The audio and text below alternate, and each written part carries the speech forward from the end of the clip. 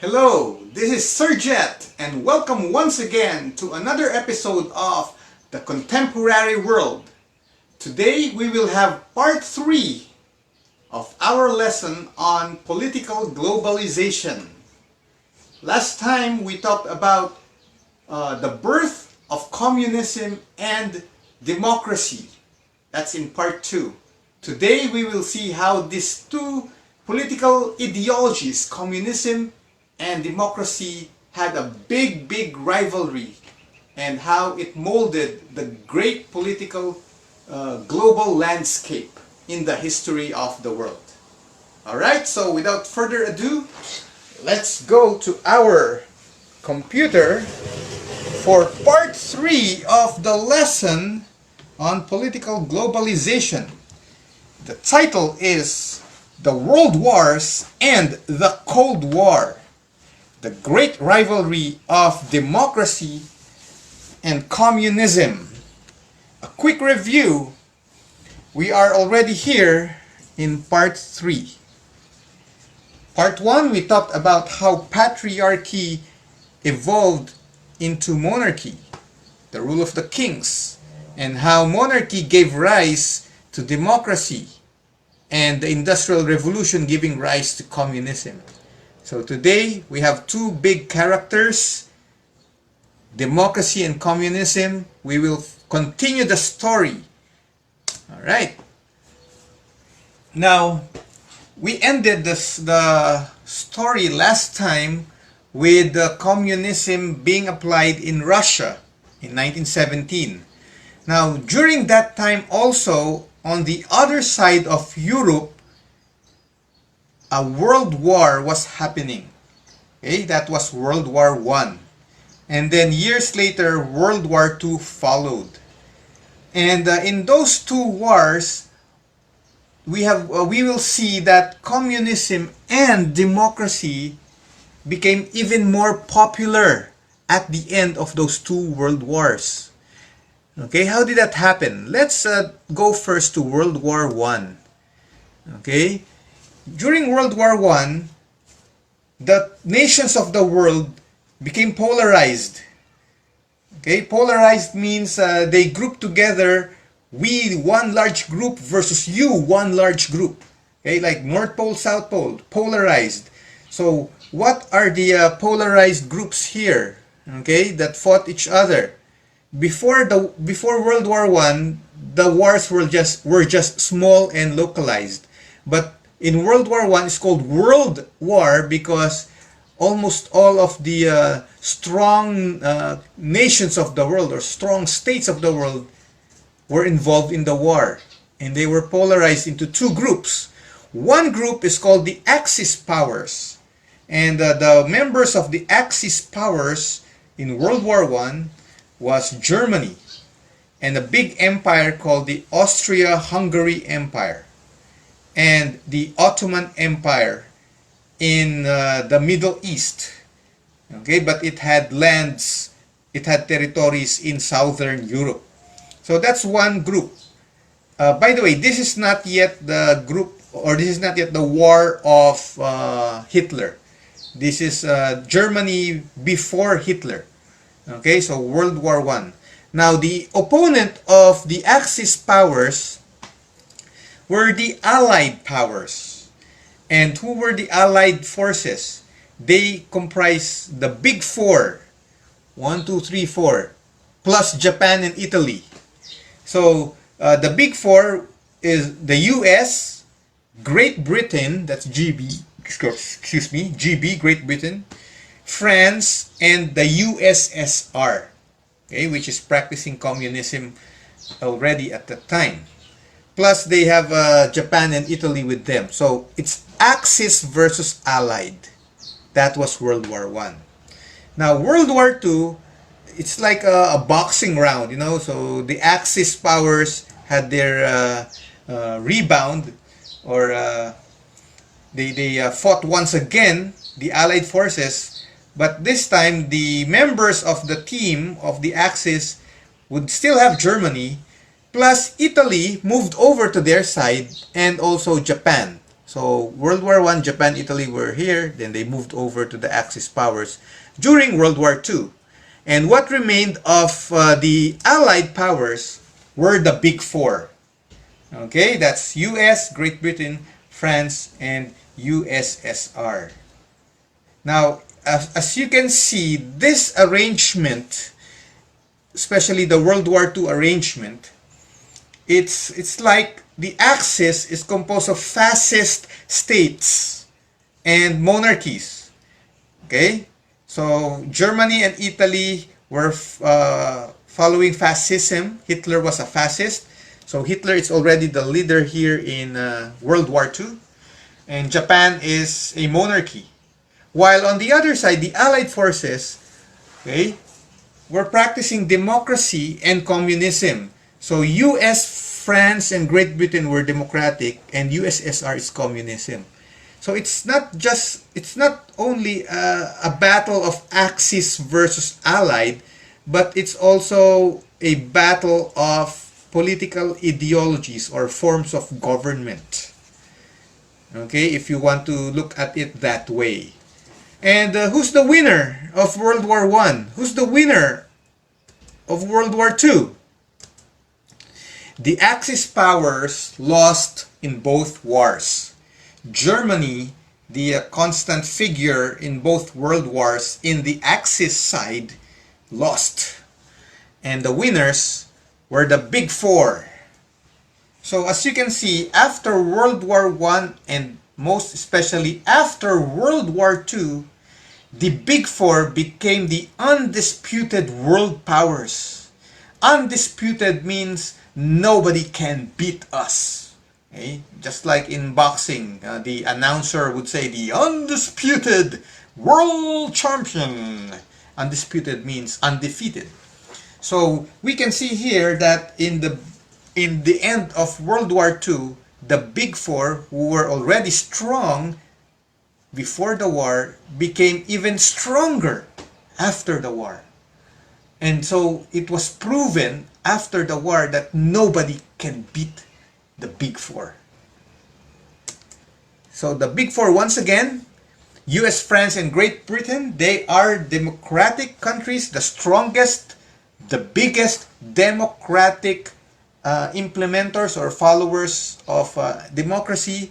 Plus, the fourth member of the Big Four is the USSR, which is the largest and strongest communist country at that time.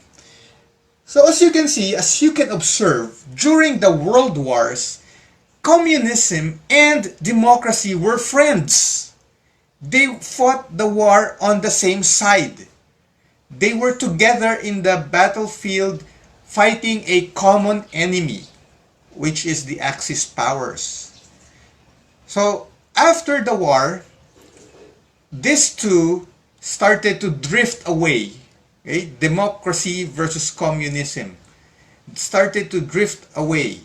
Okay? Because their common enemy is gone, and so they are the two strongest powers or two groups of powers in the world now, democracy, communism. So they started to think, which is the better, or why did we defeat our enemy? Could it be because my ideology is strong? Or could it be I'm better than you? So such a rivalry on that line was born. Okay? Just like a champion basketball team, like the Lakers. They became champions for years, straight years in 2000, 2001, 2002, I think. And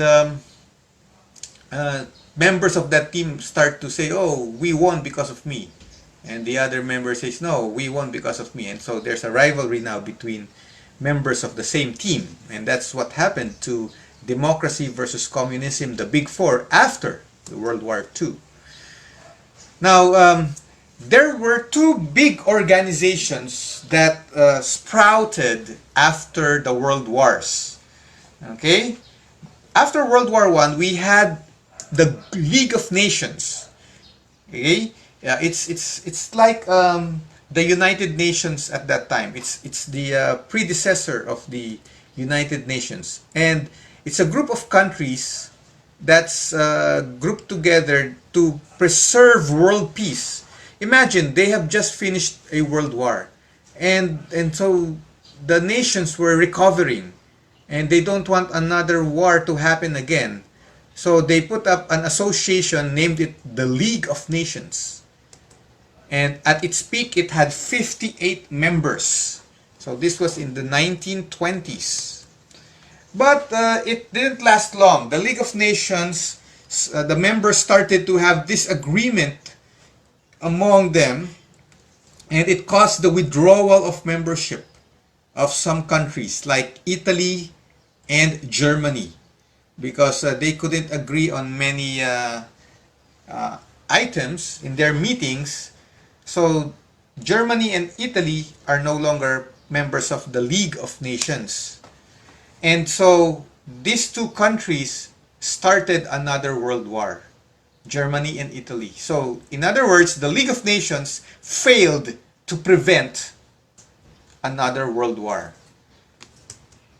So after the Second World War, okay, the League of Nations was abolished, and it was replaced by a new group called the United Nations.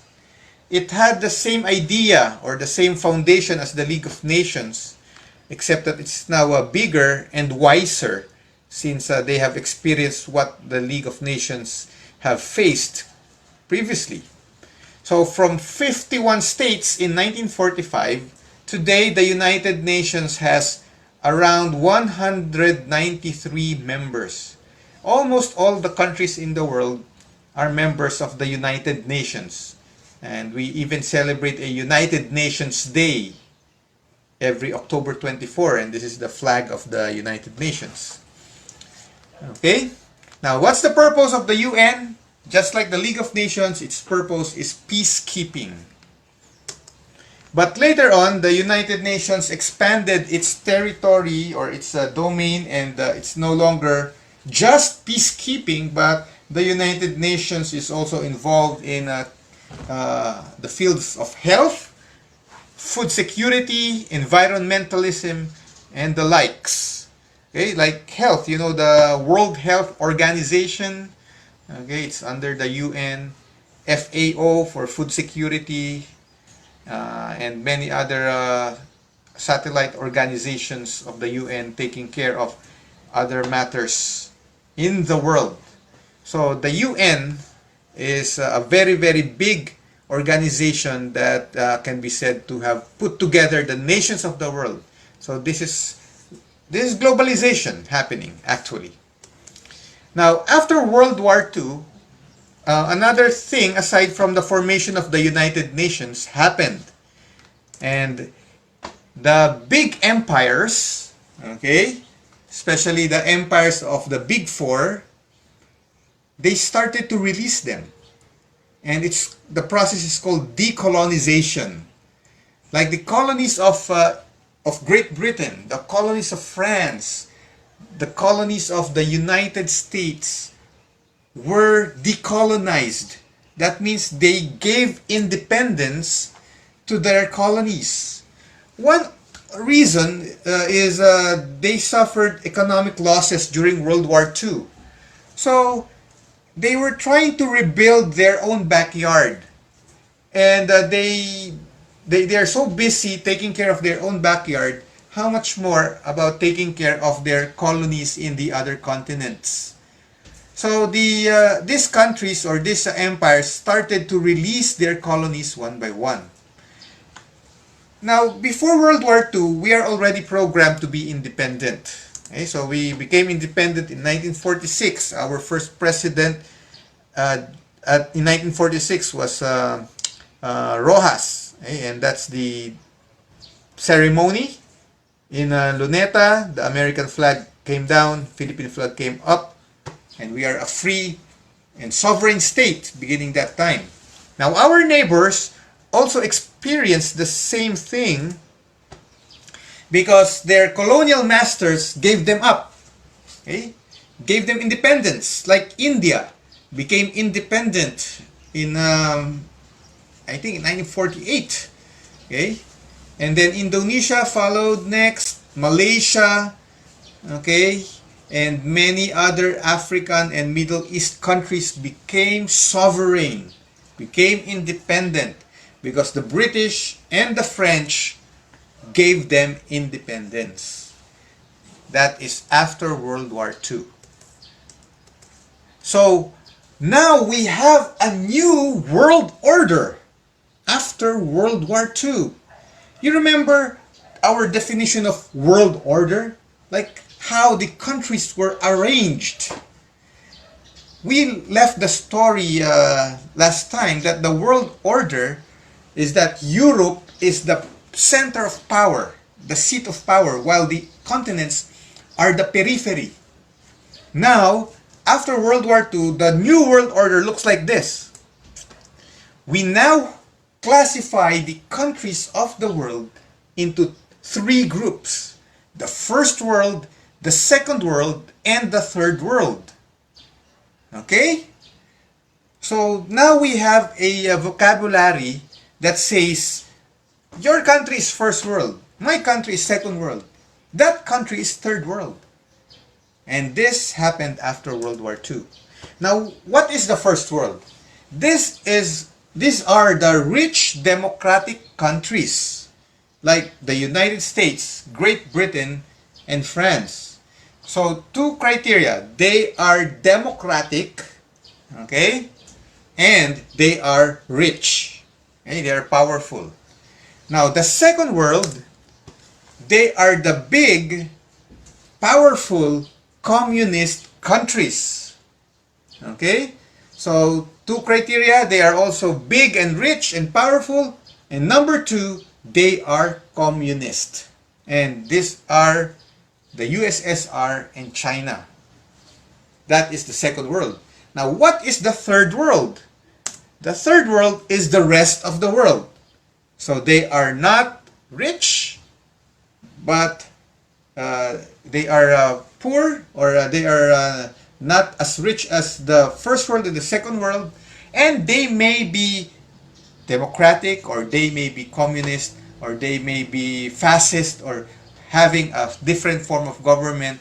But the criteria, the biggest criteria here in the third world is that they are poor. Okay? And where do we belong? The Philippines. Yes, you are correct. We belong to the third world. Okay, so this is the world order. Now, after World War II. Okay, after World War II.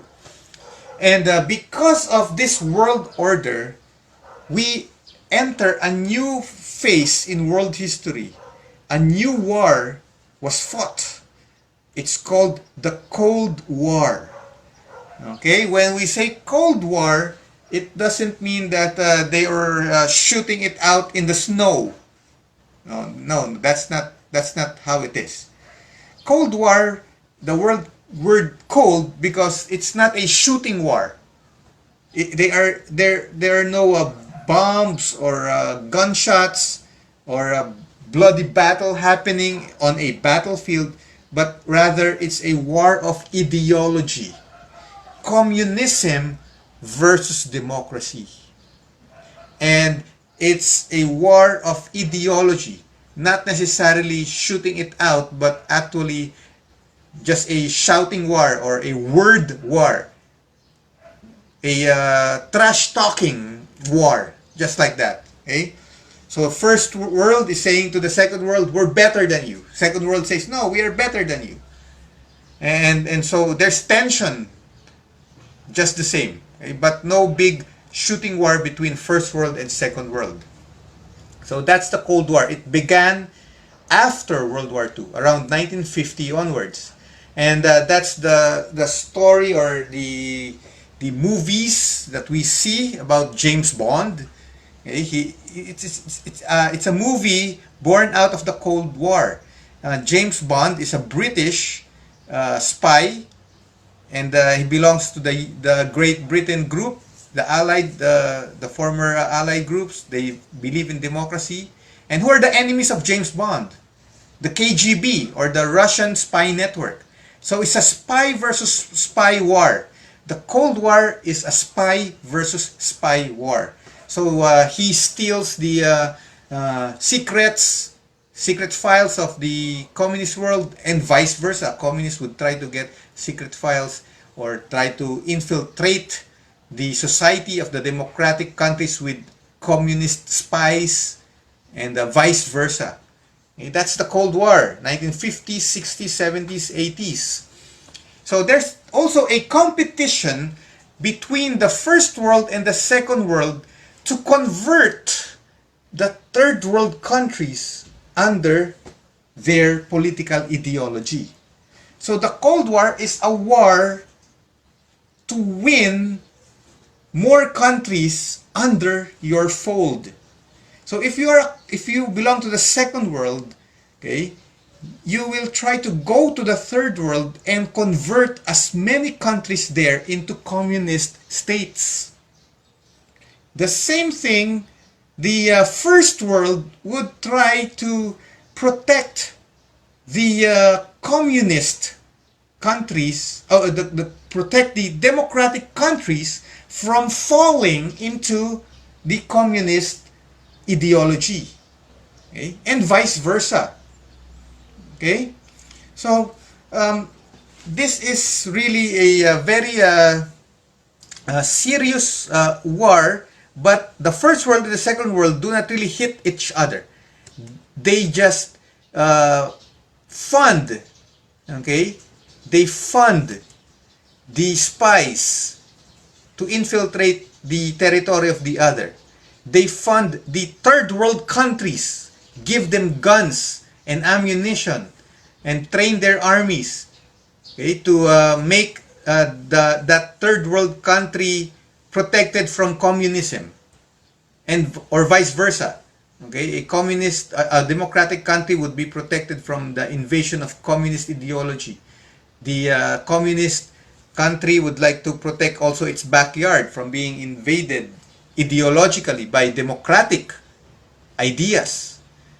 Okay, so that's the Cold War. Now, here are some examples. Okay, so USSR and China, they funded communist rebels in the third world, tried to topple down the democratic countries in the third world and replace it with a communist one. Okay, and so the USA and Great Britain fund their own third world allied countries to protect them from communist takeover. Like what happened in Cuba. Okay? Cuba became communist because the Russians funded the communist rebels, Fidel Castro and this guy, Che Guevara. They toppled down the democratic or the fascist government in the third world Cuba and replaced it with a communist government. And that's a big blow for the United States because Cuba is just right there on their doorstep. And so you have a communist stronghold very, very near the United States of America. And how about the story of North Vietnam? Okay, the story of North Vietnam. There's a North Vietnam and a South Vietnam at that time. And North Vietnam is communist. And the USSR funded the communist rebels or the communist army of North Vietnam to invade South Vietnam. And the United States protected South Vietnam, okay, and slugged it out with the communist army of North Vietnam. And so South Vietnam lost. And so the whole Vietnam became communist. Okay, and many other African countries experienced the same thing. Their governments fell to communist rebels. And so communism as an ideology grew all over the world. In all the continents or several continents, there were states, third world states, converting into communism.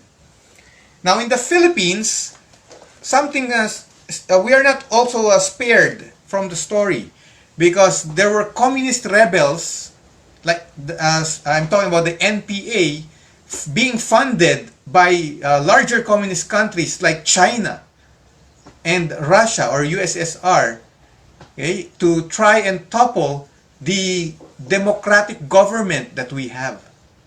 So you can see the communist rebels in the Philippines, their firearms are made in Russia, AK-47. And they were trained by Chinese military. And they attacked, they ambush government personnel here. Okay? 1960s, 1970s, hoping to convert the Philippines into a communist state. So it happened not only in the Philippines but in many third world countries. The Korean Peninsula is another big example of the struggle of communism and democracy. So after World War II, Korea was partitioned. North Korea is communist, South Korea is democratic. And in 1950, North Korea just entered the boundary line here and invaded South Korea. Okay? Hoping that they would make the whole Korean nation or peninsula a communist state. But of course, America to the rescue. America helped South Korea repel the North Korean invasion. And the North Koreans were pushed back to their territory. So today, the line is still there. North Korea remains communist. South Korea remains democratic. Okay? So that happened in 1950 to 1953. North Korea versus South Korea. Communism versus democracy. Okay? The height of the Cold War. Alright. So actually it's a stalemate. If you will ask me who won in Korea, they say, oh, it's a stalemate, it's a draw, it's a tie.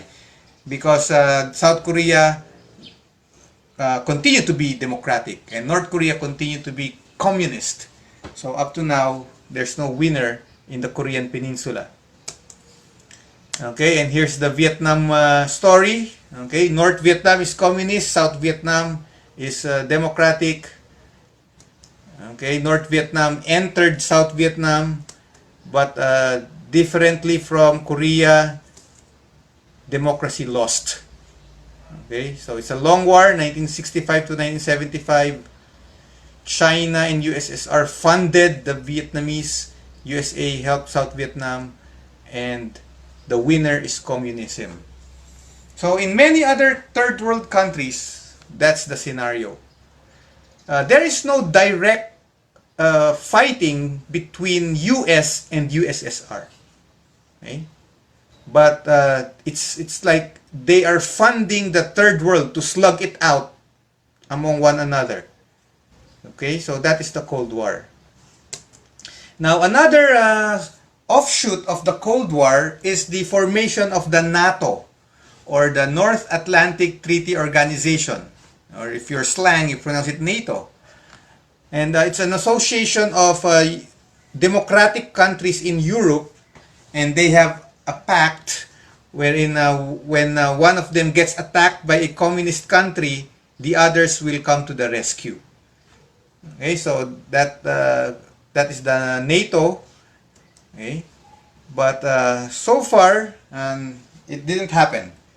They were not attacked by any communist country, but just the same, or their intention is to protect themselves from the communist threat, and that's part of the Cold War. Okay.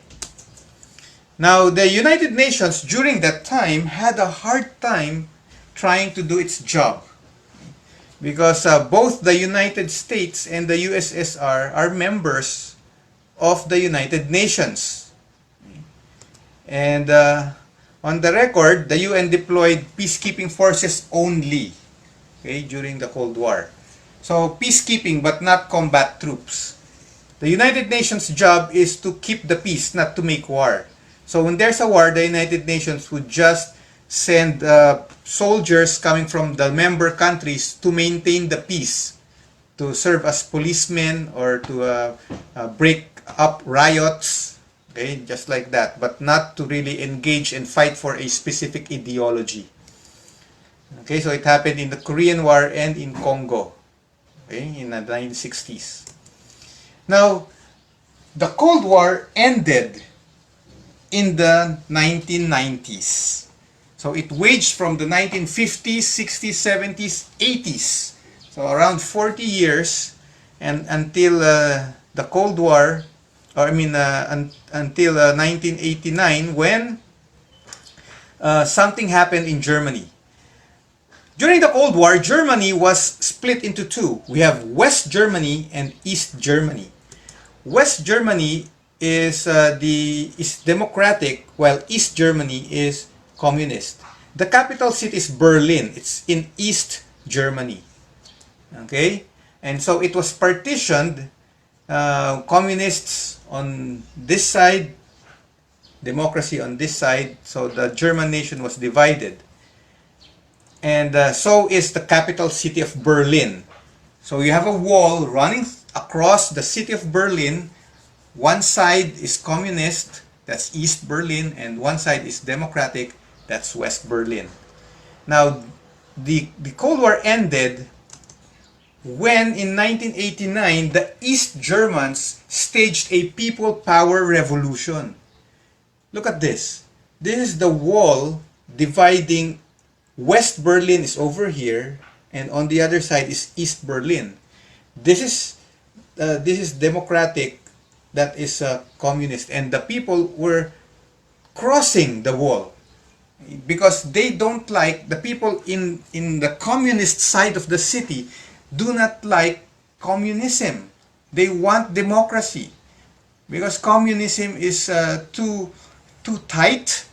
They don't have freedom, and so they wish to be free like the people in the democratic side of the city. So they crossed over the city, lots of people, and they even broke down the wall. And what happened is the communist government of East Germany gave up as well the idea of communism. And East Germany said to West Germany, let's be one nation. We give up communism. Let's just follow your style, democracy. And that happened in 1989. It was a bloodless revolution, a people power revolution. And the people destroyed the Berlin Wall, the barrier that divided the two Germanys. And now we have one solid, united German state, and they follow democracy. Now, can you guess where the East Germans got the idea of a people power revolution?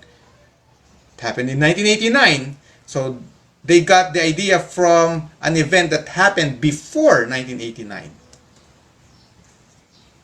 Yes, you're correct. They got it from us. The EDSA People Power Revolution of 1986 became the inspiration of the East Germans to revolt against their communist government.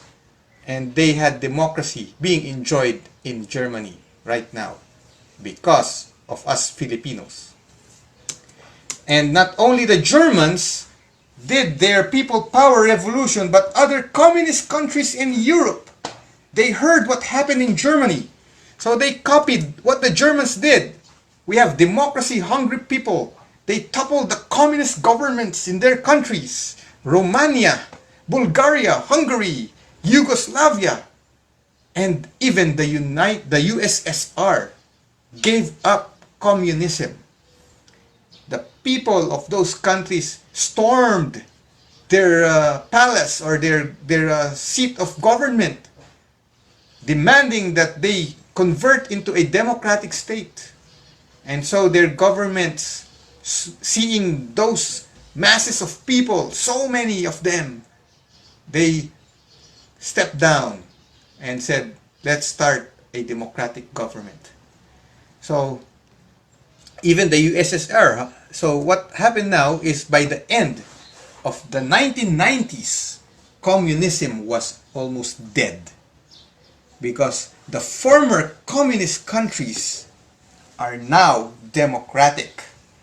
or semi-democratic, not very pure communist anymore. So Russia now has a parliament. They have a prime minister. They have people representing the towns, the cities. They have elections.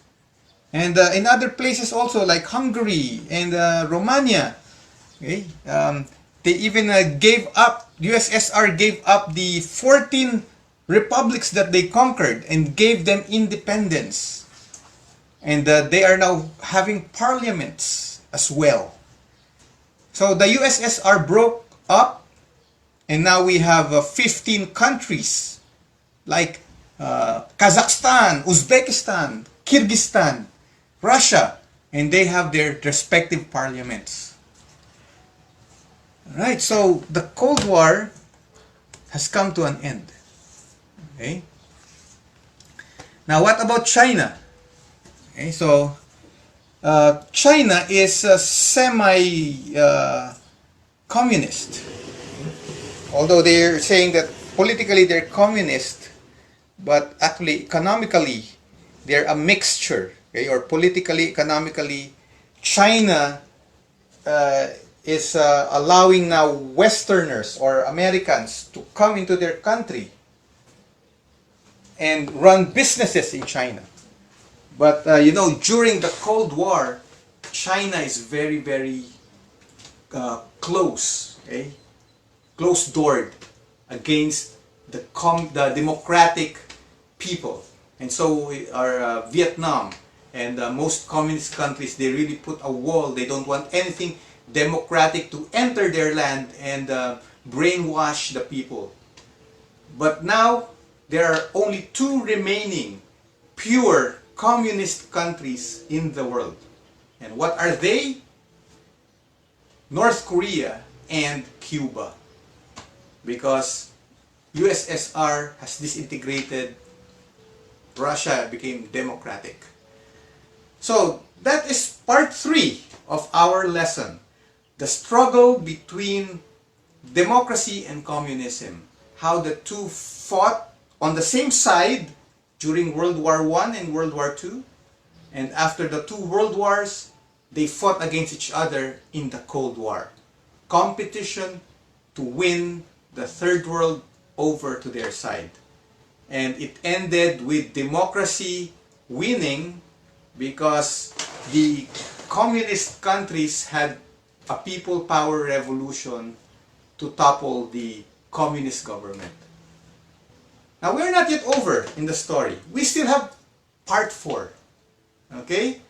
So our story ended in the 1990s and we are in the 21st century and there's still a continuation that we will see in our next episode.